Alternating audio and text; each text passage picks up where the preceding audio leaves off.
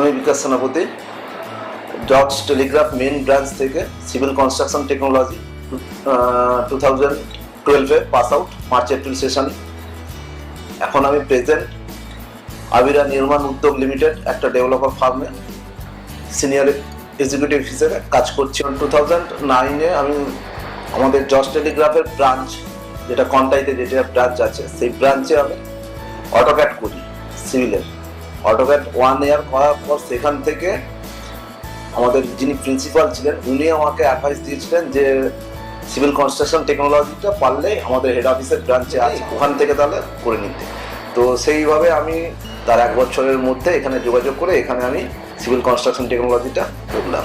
এবার আমি যখন এইখানটায় অ্যাডমিশন নিই তো আমার একটা শখ ছিল সিভিল কনস্ট্রাকশন টেকনোলজির সম্বন্ধে বিষয়টা জানা, কি জিনিসটা কি জানা, এটা একটা আমার একটা শখ ছিল ছোটবেলা থেকে। এখানে 2011-12 সালে যখনই আমরা সেশনে ভর্তি হয়েছিলাম সেই সময় আমাদের যিনি স্যাররা ছিলেন খুব ভালোই ওনারা আমাদের পড়াতেন। আমরাও মনোযোগ দিয়ে সাবজেক্টগুলো রেগুলার বেসিসে ক্লাস অ্যাটেন্ড করতাম।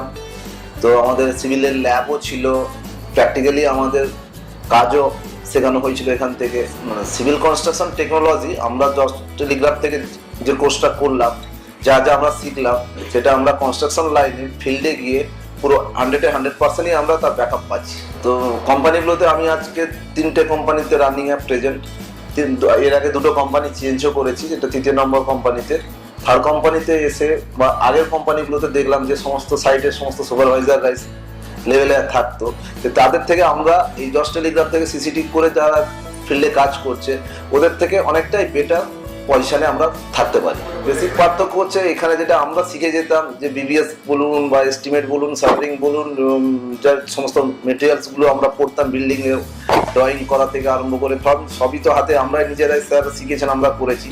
তো সেইগুলো আমাদের কনস্ট্রাকশন লাইনে সাইটে গিয়ে আমাদের সেই ড্রয়িং লিড করা, এস্টিমেট করানো, তো আমরা অ্যাডভান্টেজ পেয়ে যেতাম। সাইডে আমাদের ইঞ্জিনিয়াররা যারা সিনিয়র থাকতো তো তারা যখনই আমাদের সঙ্গে বসে কাজটা করতো তখন আমরা এই জিনিসগুলো বলতে পারতাম যে স্যার এটা এইভাবে করবো, তখন উনি বললেন হ্যাঁ এটা এইভাবে করো। কীভাবে জানলে, কি জিনিসটা কীভাবে শিখলে, তোমার কি ইঞ্জিনিয়ার শেখাতো নেই, তুমি কিভাবে জানলে? তখন আমরা বলতাম আমরা জর্জ টেলিগ্রাফ থেকে এই কোর্সগুলো করতাম, তার বিনিময়ে আমরা এই শিখেছি সেখান থেকে। মানে আজকের দিনে যে সমস্ত কলকাতা বুকে প্রাইভেট কোম্পানিগুলো ডেভেলপার ফার্মগুলো এই আছে, আমাদের জর্জ টেলিগ্রাফ থেকে যে সমস্ত স্টুডেন্টরা পাস আউট হয়ে জব পাচ্ছে, তো সেক্ষেত্রে আমরা যথেষ্ট পরিমাণে জর্জকে প্রাধান্য ওরা দেয়। জর্জ টেলিগ্রাফ প্লেসমেন্ট সেল তরফ থেকে আমরা যখন পাস আউট হয়েছিলাম তখনও আমাদের ভালোভাবে প্লেসমেন্ট দেওয়া হয়েছিল। তো তারপরেও আমরা এই পুরনো স্টুডেন্ট স্যারদের কাছে যখনই কোনো প্লেসমেন্ট ডিপার্টমেন্টের জর্জের খবর থাকে যে এক্সপিরিয়েন্স স্টুডেন্টরা কোনো কোম্পানি নিতে চাইছে, তো সেক্ষেত্রে আমাদেরও কল করেন।